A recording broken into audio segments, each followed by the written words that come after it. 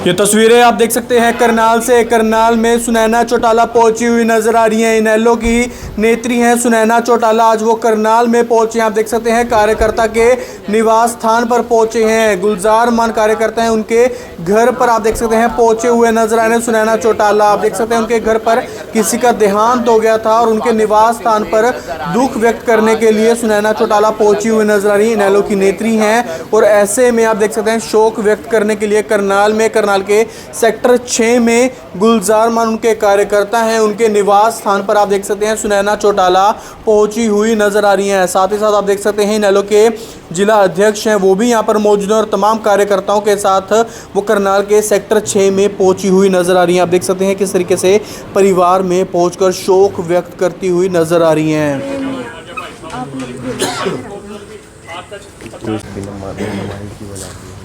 देखिए जी, गुलजार जी जो रहे तो देवीलाल जी के, मैं कहती हूँ राइट हैंड की तरह, और उन्होंने जो पार्टी के अंदर भी और हरियाणा प्रदेश के लिए भी बहुत योगदान दिए और वो हमारे पारिवारिक सदस्य मैं कहूँगी हैं, और जो भी लॉस है वो एक परिवार का लॉस है, न केवल उनका केवल। नगर निगम चुनाव है मैम, उसको लेकर इनेलो क्या कर रही है? 3 जगह चुनाव है, खुद से या फिर किसी का समर्थन?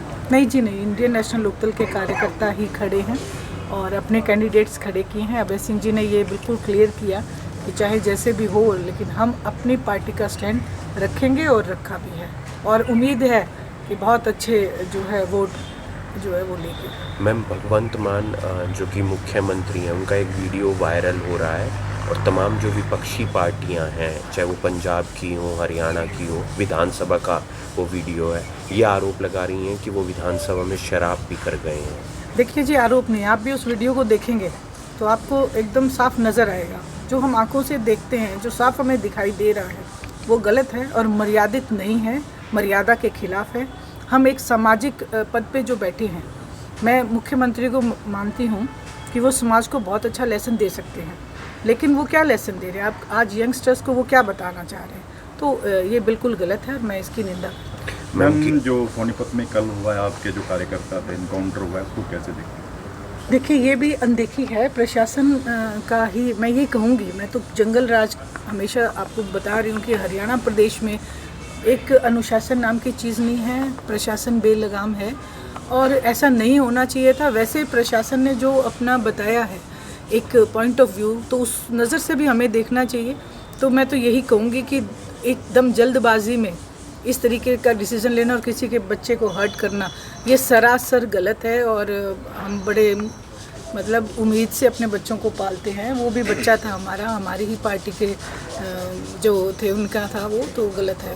दुष्यंत चौटाला और जो दिग्विजय आरोप लगा रहे हैं, उसको कैसे देखते हैं? किस चीज़ का आरोप लगा रहे हैं? कह रहे हैं जो इतना इशू हुआ छात्र संघ को लेके। आप एक चीज़ बताइएगा मुझे। एक समय आपको याद होगा, मैं आई थी, करनाल में भी आई थी, हमने पानी के मुद्दे पे लड़ाई लड़ी थी, आप लोग थे। हमने 13 महीने तक किसानों ने बॉर्डर पे लड़ाई लड़ी थी।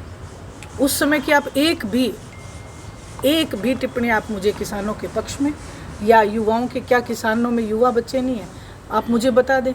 खुद पे जब आती है तो मुश्किल लगती है, लेकिन जब हरियाणा प्रदेश, ये देश पूरा किसानी जो था खतरे में थी और खतरे में अभी भी है, उसके विषय में क्यों नहीं बोला जाता?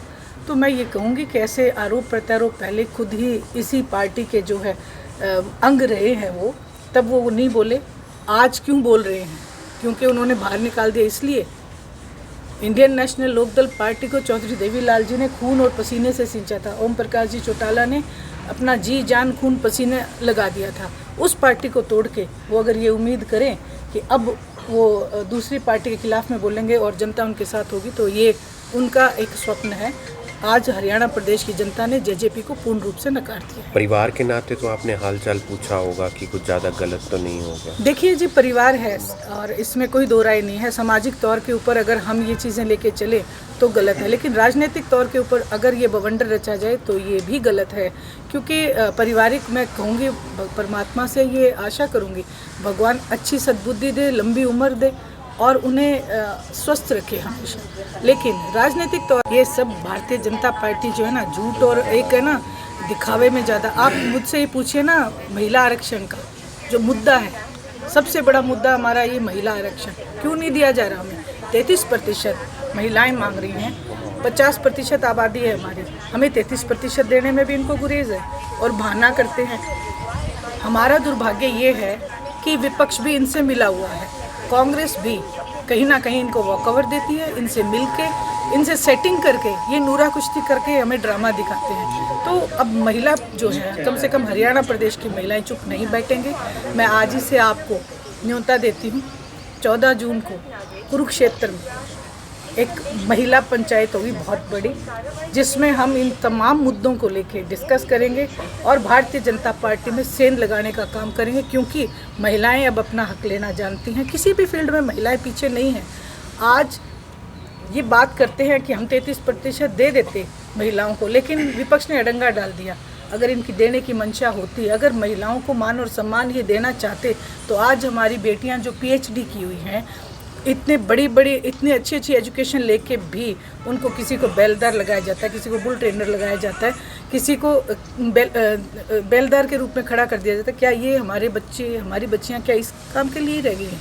उनको उनकी शिक्षा के मुताबिक इन्हें नौकरियां देनी चाहिए, लेकिन दरअसल सिर्फ और सिर्फ महिलाओं की वोट बटोरने के लिए कभी 2100 का झूठा वायदा करते हैं, उसके बाद मुकर जाते हैं। कभी ये सिलेंडर फ्री में देने का वायदा करते हैं, फिर सिलेंडर महंगा करके हमसे लूट खसोट की जाती है। ये आपको याद होगा, शुरू में कहा करते थे 15 लाख खाते में आएंगे, कहते थे कि नहीं कहते थे, लेकिन आज 15 साल इनको हो गए। हर आदमी से 15 लाख GST के रूप में ये ले चुके हैं। देना बहुत बड़ी बात है। इसलिए मैं यही कहूँगी कि चौधरी देवीलाल जी ने जो नीतियाँ हरियाणा प्रदेश के लिए बनाई, उन नीतियों को लेके हम आगे बढ़ रहे हैं। और हरियाणा प्रदेश से मेरी ये गुजारिश है कि हमें हरियाणा को बचाना है, महिलाओं की रक्षा करनी है, युवा बच्चों का भविष्य जो है संवारना है, उसके लिए आप इंडियन नेशनल लोकदल का साथ दें। ये तस्वीर आप देख सकते हैं किस तरीके से इनेलो की नेत्री हैं सुनैना चौटाला आज करनाल में पहुंची थी। आप देख सकते हैं फिलहाल अब करनाल से रवाना होते हुए नजर आ रहे हैं। आज करनाल में पहुंचे थे और ऐसे में फिलहाल कार्यकर्ताओं के बीच में पहुंचे थे और उसके बाद करनाल से रवाना होते हुए नजर आ रहे हैं।